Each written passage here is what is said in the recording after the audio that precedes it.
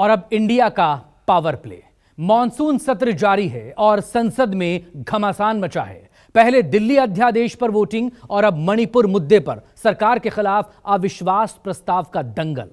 बेशक मोदी सरकार के लिए इन दोनों मोर्चों पर जीत पहले से तय थी और एक लड़ाई सरकार जीत भी चुकी है, लेकिन इन सब में विपक्ष ने अपनी एकता और विश्वसनीयता का जो सबूत पेश किया है, उसने सरकार को टेंशन में जरूर डाल दिया है या उसकी टेंशन बढ़ाई है।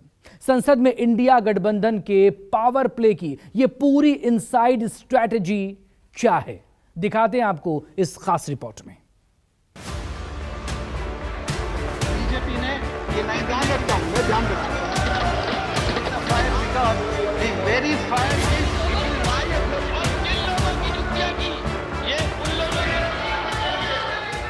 इससे ज्यादा असंवैधानिक, गैर कानूनी कागज का टुकड़ा एक बिल के माध्यम से शायद ही आज से पहले कभी संसद भवन के भीतर लाया गया होगा। साहब हम इंडियन मुजाहिदीन नहीं है, साहब हम ईस्ट इंडिया कंपनी नहीं, हम वो भारतवर्ष हैं जिसको महासागर मैंने कहा, और उस महासागर में आप भी हैं, हम भी हैं।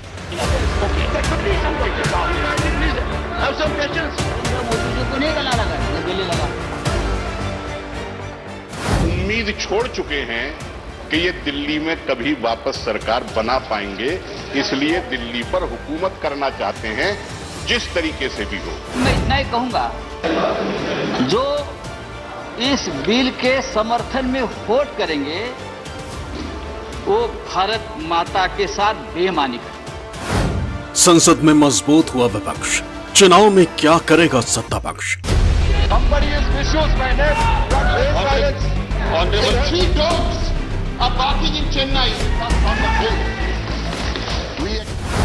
एनडीए इंडिया का शक्ति प्रदर्शन, किसे मिलेगा जनता का समर्थन।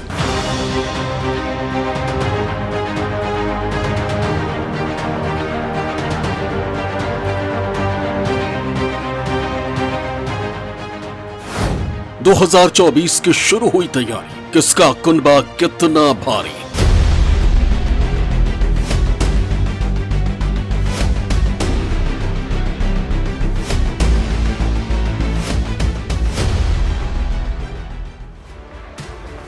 सात अगस्त को संसद में मुद्दा दिल्ली को लेकर था।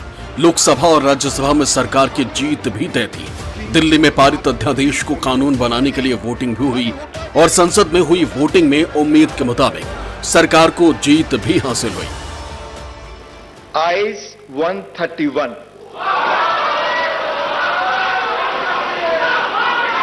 नोज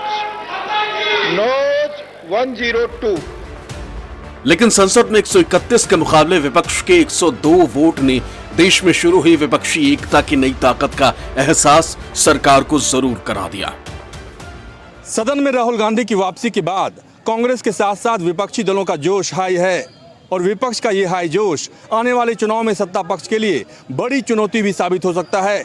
दिल्ली अध्यादेश मुद्दे पर जिस तरह आम आदमी पार्टी को दूसरी विपक्षी दलों का साथ मिला है, उसने कहीं न कहीं ये साबित किया है कि मोदी सरकार के सामने विपक्ष ने खुद को दीवार की तरह पेश करना शुरू कर दिया है और लोकतंत्र के महासंग्राम में ये विपक्षी दीवार सत्ता पक्ष को बड़ी टक्कर देने के लिए तैयार है। सोमवार को संसद में हुई वोटिंग में विपक्षी गठबंधन इंडिया भले ही बिल को रोक पाने में कामयाब न हो सका, लेकिन संसद के पटल पर अपनी पहली परीक्षा में इंडिया अलायंस एकजुट रहा। इतना ही नहीं, विपक्ष की ये एकता खासकर लोकसभा में दिखाई दी, जहां आम आदमी पार्टी के पास महज एक सांसद है। इसके बावजूद कांग्रेस, टीएमसी, टीएमके, एनसीपी, शिवसेना, उद्धव गुट, समाजवादी पार्टी, जेडीयू और गठबंधन के अन्य दूसरे दल भी साथ खड़े रहे। इंडिया से दूरी बनाकर चलने वाली केसीआर की पार्टी बीआरएस के सदस्यों ने भी बिल के विरोध में वोटिंग किया। विपक्षी गठबंधन इंडिया की तरफ से कोई भी क्रॉस वोटिंग नहीं हुई। इंडिया गठबंधन के नजरिए से यह विश्वास बनाने का मौका था, जिसे मजबूती के साथ निभाया गया। संसद में विपक्ष के 102 वोट पड़े और जवाब में 131। ये एक तरह से संभावित ही था। विपक्षी एकता जो है वो कहीं से इसमें प्रभावित होती नहीं दिखी। कहा जा सकता है कि बाकी जितने भी दल थे वो एक साथ रहे, जिन्होंने वायदा किया था आपके साथ, और तो वो सब एक साथ रहे। हाँ, 131 वोट में से 2 वोट ज़्यादा हुए उनके ज़रूर, लेकिन निश्चित तौर पर विपक्षी एकता को बहुत कमज़ोर नहीं आंका जा सकता इस प्रदर्शन में। केंद्रीय गृह मंत्री अमित शाह ने दिल्ली सेवा बिल पर लोकसभा में चर्चा के दौरान जवाब देते हुए कांग्रेस की चुटकी लेते हुए कहा था कि बिल पारित हो जाने के बाद आम आदमी पार्टी विपक्षी एकता के साथ बनी रहने वाली नहीं है। शाह ने आम आदमी पार्टी और कांग्रेस का साथ बने रहने पर सवाल खड़े कर दिए थे। 239 AA3C के अनुसार संसद को राष्ट्रीय राजधानी क्षेत्र दिल्ली की विधानसभा द्वारा बनाए गए किसी भी कानून को संशोधित करने का, उसका स्वरूप बदलने का या उसको निरस्त करने का भी अधिकार दिया गया। और मानने वाले हम लेकर नहीं आए, कौन लाए? आज जो राजनीतिक जरूरियात के कारण आप पार्टी की गोदी में बैठी है, वो कांग्रेस पार्टी ये संविधान संशोधन लेकर आई। ये हम लेकर नहीं आए। मैं फिर से रिपीट करना चाहता हूं, केवल और केवल राजनीतिक स्वार्थ के कारण आप पार्टी का एपीचमेंट करने के लिए ये अपने ही लाए हुए कानून का ये विरोध कर रहे हैं। लेकिन बीजेपी के चाणक्य की इस भविष्यवाणी को आम आदमी पार्टी ने पूरी तरह गलत साबित कर दिया। वोटिंग में हार के बाद भी आम आदमी पार्टी के नेताओं ने विपक्षी नेताओं का शुक्रिया अदा किया। केजरीवाल ने साफ कर दिया कि फिलहाल आम आदमी पार्टी खुद को विपक्षी गठबंधन से अलग नहीं करने वाली है। इतना ही नहीं, आम आदमी पार्टी ने गुजरात में कांग्रेस के साथ मिलकर चुनाव लड़ने का ऐलान भी कर दिया है। इस पूरे संघर्ष के अंदर बहुत सारी पार्टियों ने, बहुत सारे नेताओं ने दिल्ली के लोगों का साथ दिया। उन सब नेताओं को और उन सब पार्टियों को मैं तहे दिल से दिल्ली के 2 करोड़ लोगों की तरफ से शुक्रिया अदा करता हूं। खबरों के मुताबिक मुंबई में होने वाले 1 सितंबर को इंडिया अलायंस की बैठक में सहयोगी दलों के बीच सीट शेयरिंग पर बातचीत होगी। वैचारिक प्रतिद्वंद्विता के बावजूद प्रतिबद्धता के राजनीतिक संदेश के साथ विपक्ष ऐसा राजनीतिक संदेश देने में अब तक कामयाब होता दिख रहा है कि वो हर एक मौके पर साथ साथ है। मामला चाहे संसद में दिल्ली सेवा बिल पर केजरीवाल के साथ एकजुटता का हो या संसद सदस्यता बहाल होने पर राहुल गांधी का गर्मजोशी से स्वागत का हो, विपक्ष अब तक ये राजनीतिक संदेश देने में कामयाब होता दिख रहा है कि निशाने पर बीजेपी को रखते हुए वो आने वाले 2024 में इंडिया के मुकाबले एक मजबूत विकल्प के तौर पर सामने आएगा। जानकारी के मुताबिक इंडिया गठबंधन का टारगेट सबसे पहले उन राज्यों में सीटवार चर्चा करने की है जहां इंडिया में शामिल दल पहले से गठबंधन में है। इंडिया गठबंधन का फॉर्मूला है कि सबसे पहले 31 राज्यों के 400 सीट पर चर्चा को अंजाम दिया जाएगा। उसके बाद यूपी, पश्चिम बंगाल, पंजाब, दिल्ली और जम्मू कश्मीर पर चर्चा होगी। खबरों के मुताबिक पटना और बेंगलुरु की बैठक में ममता बनर्जी के सकारात्मक रुख से गठबंधन की उम्मीद बढ़ी है, लेकिन गठबंधन को वाम दलों से कुछ मुश्किलें हो सकती हैं। वहीं दिल्ली और पंजाब में प्रदेश कांग्रेस और आम आदमी पार्टी के साथ गठबंधन के खिलाफ है। इन राज्यों में प्रदेश कांग्रेस नेताओं से चर्चा के बाद ही कोई अंतिम फैसला लिया जाएगा। लेकिन जिस तरह संसद में अध्यादेश के मुद्दे पर कांग्रेस और आम आदमी पार्टी करीब आए हैं, उससे यही कयास लगाए जा रहे हैं कि सीट बंटवारे के मुद्दे पर दिल्ली और पंजाब की मुश्किलें भी आसान हो जाएंगी। लेकिन गठबंधन में सीटों का पेच और भी कई जगहों पर है। आंकड़ों पर गौर करें तो इंडिया गठबंधन में कांग्रेस, डीएमके और तृणमूल कांग्रेस लोकसभा सीटों के मामले में अव्वल है। 2019 लोकसभा चुनाव में कांग्रेस को 52 सीटें मिली थी, डीएमके को 23 सीटें मिली थी, जबकि तृणमूल कांग्रेस को 22 सीटें हासिल हुई। वहीं 2019 चुनाव में जेडीयू को 16 सीटें हासिल हुई थी, लेकिन 2019 में जेडीयू बीजेपी के साथ थी, जिस वजह से उसे नरेंद्र मोदी की पॉपुलैरिटी का फायदा मिला। दूसरी तरफ सीपीआईएम को 3, सीपीआई को 2, समाजवादी पार्टी को 5 सीटें, जम्मू कश्मीर नेशनल कॉन्फ्रेंस को 3 और आम आदमी पार्टी और झारखंड मुक्ति मोर्चा को 1-1 सीट मिली थी। 2019 में शिवसेना ने 18 सीटें जीती थी।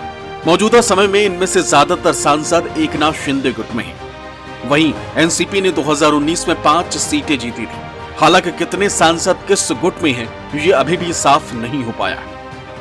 कांग्रेस और तृणमूल इस पूरे अलायंस में और सबसे मजबूत दल बन करके उभर रहे हैं। जो क्षेत्रीय दल हैं, चाहे सपा हो या कोई दूसरा दल हो, जो इनके साथ हैं, उनको वहाँ पर अपने क्षेत्रों में उस तरीके का जो है फ़ायदा तो नहीं होगा निश्चित तौर पर। लेकिन बात यहाँ परसेप्शन की है। जो अलायंस है, जो गठबंधन है, वो किसी एक पार्टी या दो पार्टी के बीच की बात नहीं है। वो पूरे के पूरे गठबंधन का जो एक फेस है, जो स्वरूप है, उसको लेकर के चुनाव में जाएंगे और उससे उनको फ़ायदा होगा। किसी एक पार्टी या एक जगह से लड़ते, एक पार्टी अपने उससे लड़ती तो शायद उनको वो लाभ नहीं होता। कहते हैं दिल्ली का रास्ता यूपी से होकर जाता है और उत्तर प्रदेश से सबसे ज्यादा 80 सांसद चुनकर लोकसभा पहुंचते हैं। अब जब 2024 के लिए सियासी बिसात बिछाई जा रही है, तब बीएसपी सुप्रीमो मायावती ने ऐलान कर दिया है कि उनकी पार्टी अकेले चुनाव लड़ेगी, जबकि बीजेपी ने ओम प्रकाश राजभर को साथ कर लिया है। 80 सीटों पर इंडिया गठबंधन को एसपी, आरएलडी और कांग्रेस के 20 सीट का बंटवारा करना और वोट शेयर हासिल करना बड़ी चुनौती होगी। ऐसे में अगर आने वाले विधानसभा चुनाव में कांग्रेस एमपी, छत्तीसगढ़, राजस्थान और तेलंगाना जैसे राज्यों में अच्छा प्रदर्शन करती है तो गठबंधन पर इसका बहुत बड़ा दबाव बनना तय है। मणिपुर हिंसा मामले पर विपक्षी दलों ने मोदी सरकार के खिलाफ संसद में अविश्वास प्रस्ताव लेकर आए, जिस पर मंगलवार को चर्चा हुई और उसके बाद वोटिंग से फैसला होगा। लोकसभा के नंबर गेम में विपक्ष पीछे है, जबकि मोदी सरकार के पक्ष में। लेकिन राज्यसभा में 6 ऐसे दल हैं जो किसी साइड नहीं। यह महत्वपूर्ण यह है कि राज्यसभा में असल ताकत विपक्ष के पास है। अगर सभी विपक्षी एकजुट हो जाएं, सभी 6 तटस्थ दल इंडिया गठबंधन के साथ आ जाएं, तो फिर सरकार के लिए मुश्किल खड़ी हो सकती है, क्योंकि ऐसे में तब विपक्ष के पास 127 सीटों का संख्या बल बन जाएगा। इन तटस्थ दलों में वाईएसआर कांग्रेस के 9 सांसद, बीजेडी के 9 सदस्य, बीआरएस के 7, बीएसपी का 1, जेडीएस का 1 और टीडीपी का 1 सांसद शामिल है। लेकिन इन तटस्थ दलों का वोट भी एनडीए की तरफ होने की गुंजाइश रहती है। ऐसे में विपक्ष इस बहाने अपनी एकजुटता का लिटमस टेस्ट कर लेना चाहता है। और अगर अविश्वास प्रस्ताव में विपक्षी गठबंधन संसद में एकजुट रहा तो फिर 2024 में भी एक साथ मिलकर चुनाव लड़ने की तस्वीर बहुत हद तक साफ हो जाएगी।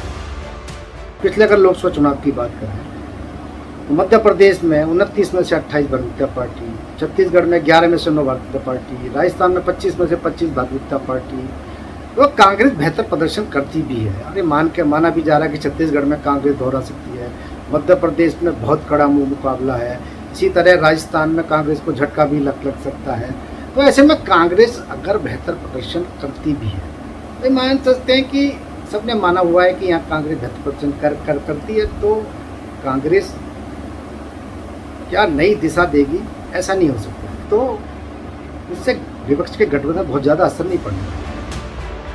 बीजेपी को यकीन है कि सिर्फ पीएम मोदी के चेहरे पर ही 2024 की चुनावी नैया पार हो जाएगी। दूसरी तरफ हर पार्टी 4 राज्यों के विधानसभा के चुनावों को सत्ता फाइनल के क्वालिफायर के तौर पर देख रही है। लेकिन एक सच्चाई यह भी है कि चुनाव बयानों का नहीं, समीकरणों का भी खेल है। और चाहे बीजेपी हो या विपक्षी पार्टियां, 2024 के चुनाव से पहले किसी भी समीकरण को अपने हाथ से फिसलने नहीं देना चाहते, ताकि जरूरत पड़ने पर हर हाल में बाजी उसी के हाथ में रहे और सत्ता पर उसी का डंका बजे।